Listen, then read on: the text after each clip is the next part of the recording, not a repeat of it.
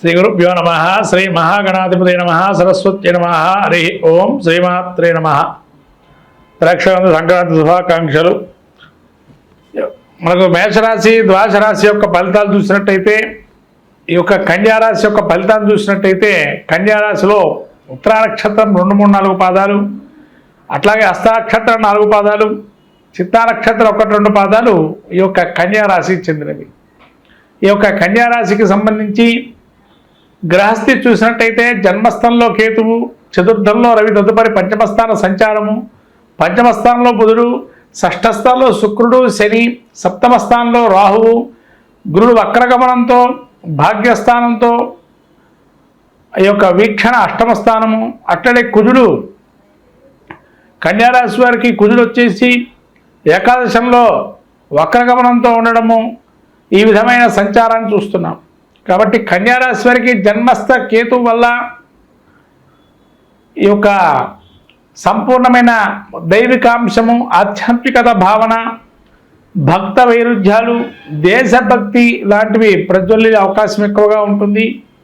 అట్లానే ప్రతిదీ కూడా అప్పటికప్పుడు సమాచారాన్ని కొంత తెలుసుకునే అవకాశం ఉంటుంది. మీకు కావాల్సిన సమాచారం ఖచ్చితంగా అందే అవకాశం ఎక్కువగా ఉంది. ఏదేమైనా కూడా రవి చతుర్థం నుంచి పంచమస్థానం సంచారం వల్ల ప్రభు సన్మానము, ఉష్ణత్వము, అట్లానే రాజ సన్మానము లాభించే అవకాశం ఉన్నాయి. బుధుడు పంచమస్థానంలో ఉండటం వల్ల వేళ తప్పిన భోజనం చేయటం వల్ల కొంత అనారోగ్యం వచ్చే అవకాశం ఉంది. కాబట్టి సకాలంలో భోజనం చేయటం అనేది ఉండడం మంచిది. అట్లా శుక్రుడు, శని షష్ఠస్థానంలో ఉండటం వల్ల శత్రు పరాభవాన్ని చూస్తారు. రుణాన్ని చేసే అవకాశం ఉంటుంది కొంత శుభకార్య నిమిత్తము. అట్లాగే శుక్రుడు షష్ఠస్థానంలో ఉండటం వల్ల జ్ఞాతులతో కానీ బంధువులతో కానీ అకారణమైనటువంటి వైరాన్ని చవిచూసే అవకాశం ఉంది. కాబట్టి అకారణ వైరాన్ని నివారింపజేసే శక్తి సామర్థ్యము శనికి ఉన్నది, అక్కడే షష్ఠంలో ఉన్నాడు. కాబట్టి అక్కడి నుంచే వైరం వచ్చినా అక్కడి నుంచే దాన్ని సమస్య పరిష్కారం కూడా అక్కడే ఉంది. కాబట్టి దాని మీద పెద్ద చింతన అనేది అవసరం లేదు. అట్లాగే ఇంట్లో ఉండే కుటుంబంలో భార్య కానీ భర్త కానీ వైరంగా ఉన్నా మళ్ళీ వాళ్ళు కలిసిపోయే అవకాశం ఉంటుంది. ఎందుకంటే శని షష్ఠస్థానంలో ఉండటం వల్ల అవన్నీ కూడా తాత్కాలికమే అని చెప్పడం జరుగుతుంది మీకు మీరే. ఈ సప్తమ స్థానంలో రాహు సంచారం వల్ల తరచూ ప్రయాణాలు చేయటం, కార్య విలంబన జరగటం, తద్వారా కొంతవరకు ఈ కార్యం ఇంకా నెరవేరటం లేదే అని ఒక చింతనా భావన అనేది కలిగి ఉండటంతో ఉంటారు. ఈ గురువు భాగ్యంలో ఉండి అష్టమ వీక్షణ వల్ల ఆరోగ్యం అనేది చాలా బాగుంది. ఆర్థికంగా మాత్రం ఇబ్బంది పడే అవకాశం ఉంటుంది.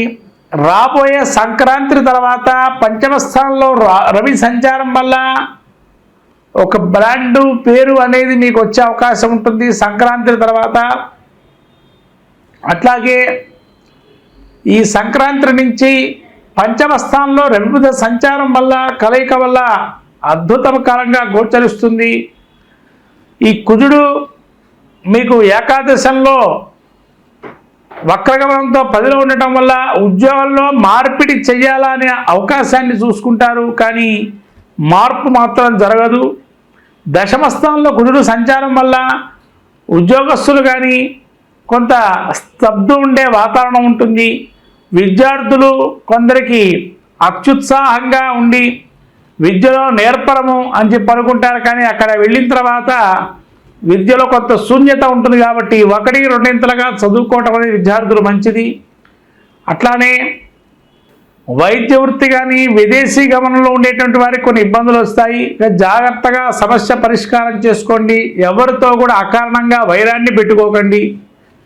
అట్లాగే ప్రముఖులుగా ఈ యొక్క రాజకీయాల్లో ఉండేటువంటి వారు కానీ, అంటే సినీ వర్గ ప్రముఖుల్లో ఉండేటువంటి వారు కానీ కొన్ని ఇబ్బందులు పడే అవకాశం ఉంటుంది. తాత్కాలికమే ఇబ్బందులు, పరిపూర్ణంగా ఉండవు ఎప్పటికీ. కాబట్టి కొంత ఇబ్బంది పడినా రాబోయే కాలం మనదే అనే భావంతో ఉండడం మంచిది.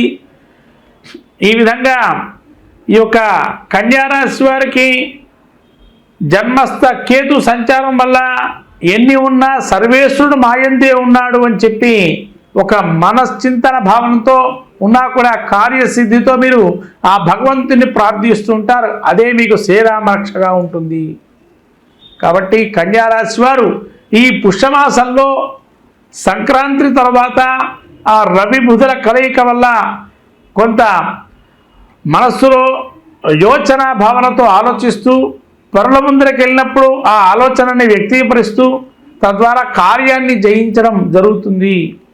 కాబట్టి ఎటువంటి చింతన లేదు. అకారణంగా మాత్రం వైరాన్ని ఎవరితో పెట్టుకోవద్దు. ఇదొక్కటే మీకు చెప్పాల్సినటువంటి సూచన. కాబట్టి కన్యారాశి వారు ముఖ్యంగా ఈ యొక్క శుక్రుడు షష్ఠ స్థానంలో సంచారం వల్ల అట్లాగే రాహు సప్తమ స్థాన సంచారం వల్ల ఇబ్బందులు ఎదుర్కొంటున్నారు. కాబట్టి అమ్మవారి ప్రార్థన కానీ దేవి ఖడ్గమాల స్తోత్ర పాలన చేయటం వల్ల ఒక ఖడ్గంలాగా మీరు మెరిసే అవకాశం ఉంటుంది. కాబట్టి ఖడ్గమాల స్తోత్ర పాలన చేయటం, కుంకుమార్చన చేసుకోవటం, ఏదైనా దేవాలయాలకు వెళ్ళి శ్రీచక్రార్చనలో పాల్గొనటం వల్ల ఇటువంటి బాధలన్నీ కూడా తొలగిపోతాయి. కాబట్టి ఈ సంక్రాంతి నుంచి మంచిగా సూర్యనారాయణ స్వామి అనుగ్రహం కూడా పరిపూర్ణంగా మీ మీద ఉంది రవి బుధుల ఆదిత్యంతో.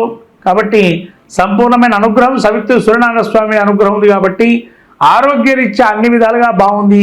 ఒక్క ధనపరమైన కానీ అకారణ వైరాలు ఈ రెండే బాలేదు.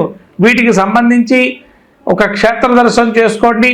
ముఖ్యంగా క్షేత్ర దర్శనం అంటే అమ్మవారి యొక్క అనుగ్రహాన్ని పొందడానికి క్షేత్ర దర్శనం చేయండి.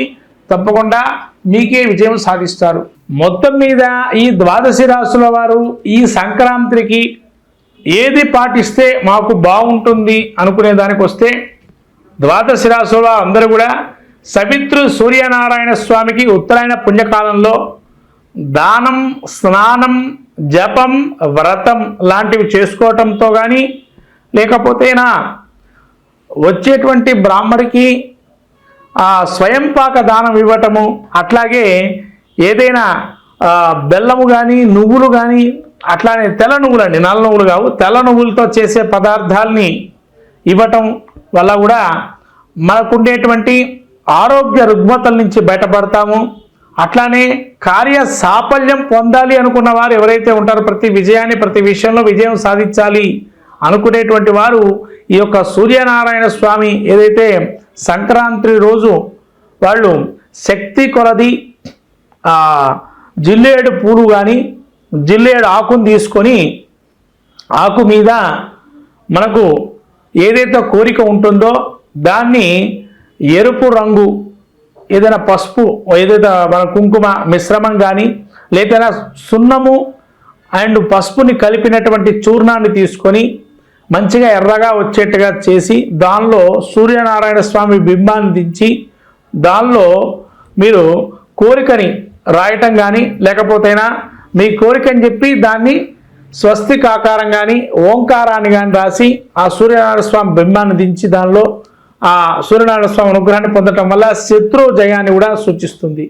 ఇంకా కొంతమంది ఏదైనా అక్షరం రాయదలుచుకుంటే కనుక హ్రీం అనే అక్షరం రాయటం వల్ల ఆ తెల్ల జిల్లేడు ఒక ఆకులో సంక్రాంతి యొక్క స్వరూపంలో సూర్యనారాయణ స్వామిని హేంకార శబ్దంతో కనుక ఆరాధన చేస్తే మనకు అన్ని విజయాలు సాధిస్తూ సకలము కూడా విజయం సాధిస్తూ ఉంటాము.